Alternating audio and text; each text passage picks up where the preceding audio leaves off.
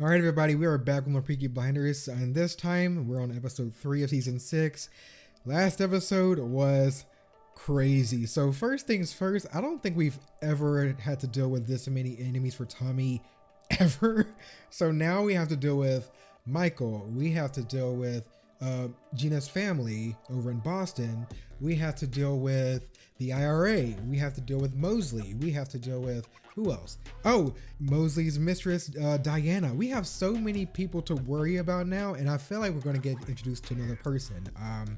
If it's of any indication of this gray man, obviously this is in reference to the Prussian that Tommy killed over in France, but that doesn't mean that it's just, all in his head. This has to be an omen.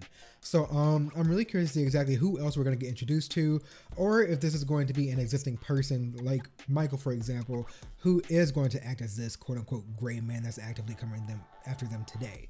But let me tell you, I'm so worried for everyone in this family right now. Like, hopefully things finally smooth out, but I think even though we're now halfway done with the series, I don't think we've even scratched the surface yet of what's to come. So I am hoping we are able to wrap this up in a very calm way or in a very satisfying way.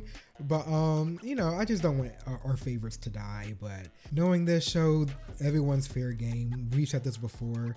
But I'm really excited to see exactly what Esme brings to the table. If she did actually end up cursing both Arthur and Tommy that day in the mortuary, I wonder if this is going to be Tommy trying to reach out to her to possibly get rid of this curse, or if he's just calling her for extra hands to help Ruby, because she is physically getting worse.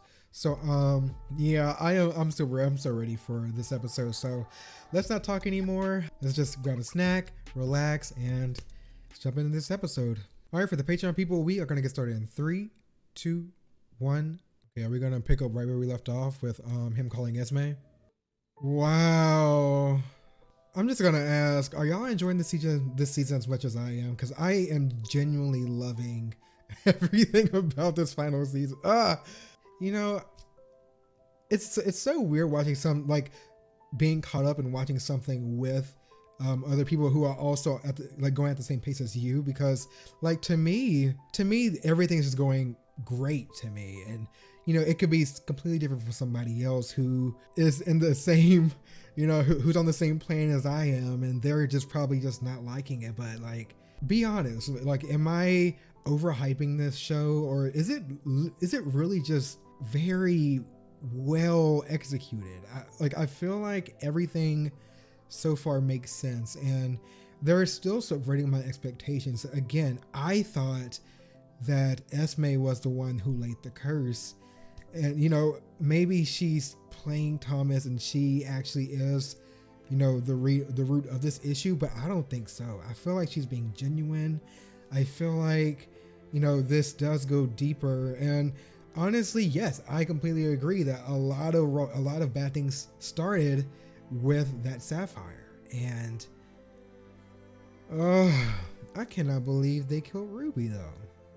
I love the fact that her name is Ruby, another form of gem, and the curse started with a sapphire. I think that's really poetic. I don't know if they meant to do that, but I wouldn't put it past them. This show is just it's such a treat. But I wonder, Esme said that she's on board, of course, if he paid her and stuff like that. But I wonder if their deal is still going to be on the table, and if he's still going to find the woman who cursed them now that his daughter is gone.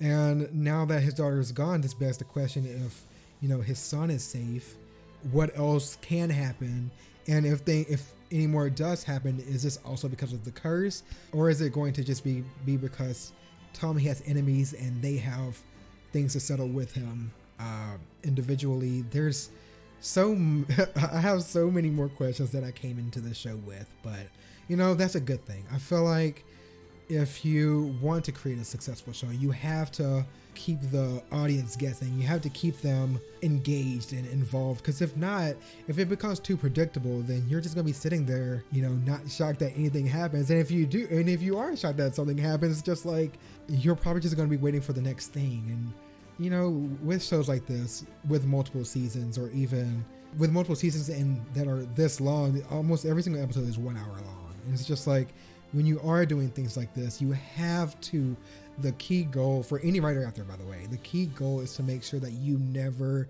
make your audience bored, because the second that they're bored, they can let you go just like that.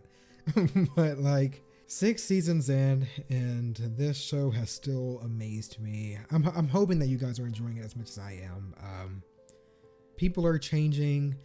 No one's the same as they were in season 1, and that's what I'm happy about. We still haven't seen Finn. I wonder if that's on purpose, or did he just quietly leave the show? I wonder, have y'all noticed that too? We haven't seen Finn at all, except in the first episode, I'm pretty sure, with Polly's funeral. But hopefully we get more of him, because we're halfway done with it. Well, we're over halfway done with the show now.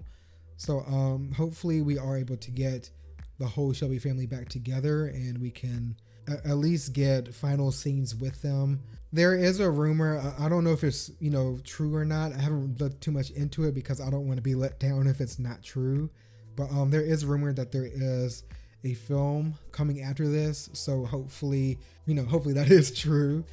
But if they believe that they can't successfully wrap this up in a season, unless the final episode is going to be much longer than their current 1 hour slots that they have, then yeah, I'm all in for a film to close up, to wrap up the story.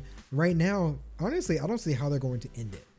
I feel like there's just so much still at play. Tommy still has a lot of enemies to deal with.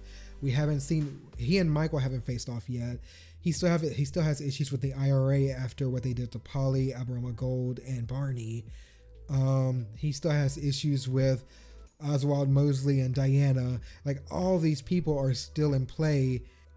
The Boston drug cartel is still in play. Like, there's so much happening, and I don't think it's not going to be this easy of just wrapping it all up in one episode. I don't think it's possible at this point. I thought so in the beginning, just because the pace seemed to be a little bit more consistent, I guess you could say. And it seemed like it would be problem 1, problem 2, problem 3, problem 4. But it seems like now, you know, the conflict with the curse and everything like that, there has to be more to this than just this season. If not, then I'm very curious to see exactly how they're going to give us a satisfying and full ending instead of just a rushed one with possible plot holes and stuff like that. But anyways, if you guys want to watch full-length episodes or any other shows that we're watching or have already finished watching, check out Ezret.tv, check out the Patreon, see if any other shows interest you. But y'all, I'm loving this show. I'm so glad that, you know, it's Sunday again, but now we have to wait for next Sunday. But anyways, guys, you have a great rest of your day / night, and I will see you in the next one. Subscribe.